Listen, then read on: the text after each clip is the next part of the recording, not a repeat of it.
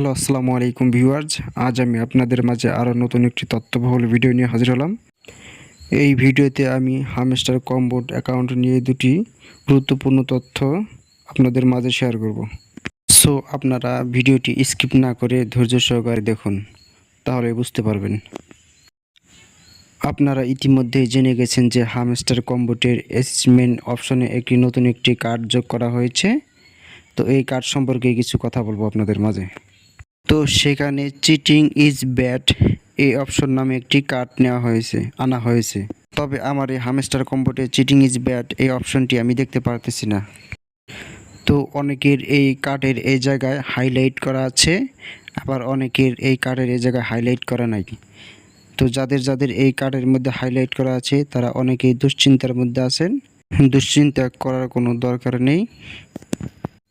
আসলে মূলত যারা অন্যায়ভাবে স্ক্যাম করে কি কালেক্ট করেছে তাদেরকে এই চিটিং ইজ ব্যাড এই অপশনটি দেওয়া হয়েছে।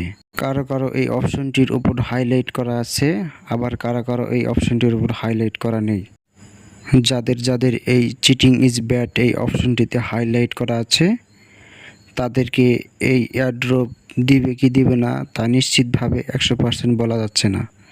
আর যাদের এই চিটিং ইজ ব্যাড এটি হাইলাইট করা নেই তাদেরকে একেবারে নিশ্চিত থাকা দরকার যে হামস্টার কম্বোটেই তাদের অ্যাকাউন্টটি নষ্ট করে দেওয়া হবে না বা নষ্ট হবে না।